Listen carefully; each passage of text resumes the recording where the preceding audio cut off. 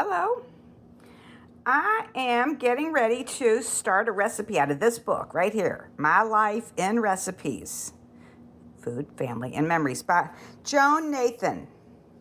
I actually made that bread recipe before and it was delicious.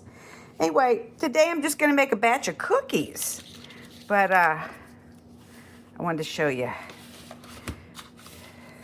There's Joan Nathan. Anyway, I'm going to make her recipe for black and white cookies. Now, the reason I'm going to make these is she says these are crunchy. And generally, black and white or blue and white, like Claire Saffitz makes, they're all on the cakier side of a cookie, which is not my thing. I'm a crispy cookie person. So I'm going to try these. I'm going to read you the recipe right now. And I'm going to put it together. You put the dough together, and then you have to chill it for 2 to 24 hours, or 2 to 8 hours or whatever, overnight. I'll just do it a couple hours. Anyway, this says it makes 30 cookies. I might have made half, but it calls for an egg yolk, so I'll just do the whole thing. For the dough, 14 tablespoons unsalted butter. I don't have European style, I'm sorry to say. I just have plain old unsalted butter that I normally use.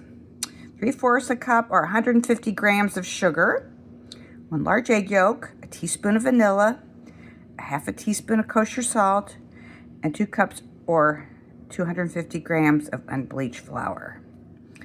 And the frosting, which is more of like a glaze, I've made black and white or blue and white cookies a few times. They're time consuming because you have to do the icing in 2 batches, but it's fun and whatever. I'm retired. I can do it.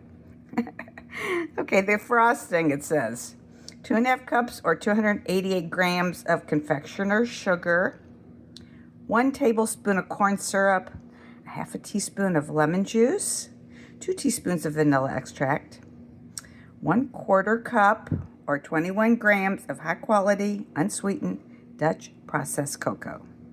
Now I have my cutter, which eventually you're going to cut these out with a cutter, but that's after they chill.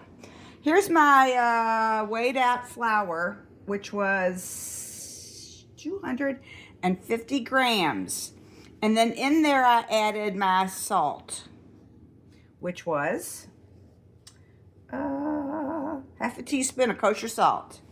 There's my 3/4 cup of sugar, my 1 egg yolk, my 14 tablespoons of butter, and my vanilla.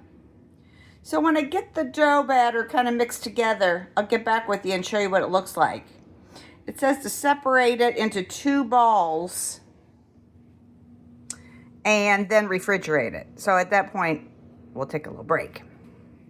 Hope I can get all these done today. I should be able to.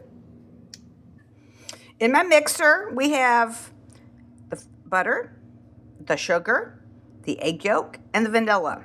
Now I'm going to cream this together and I'll show it to you, and then I'm going to add the flour and the salt. Pretty simple.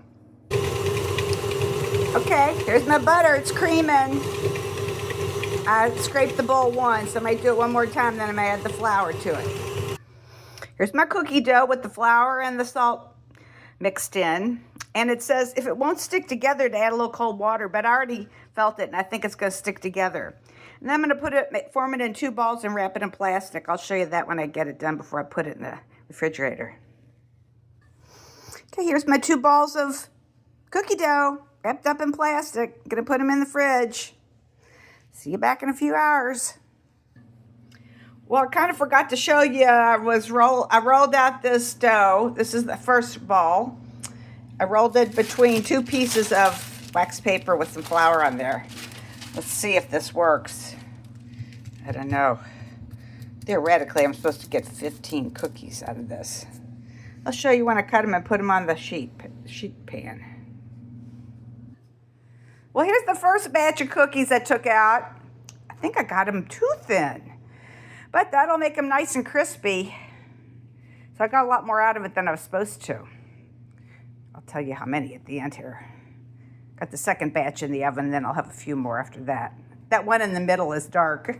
It's okay.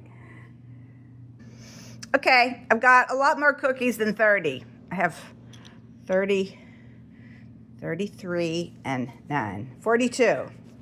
Might eat a couple of the little thin dark ones before I put the icing on them in a bit.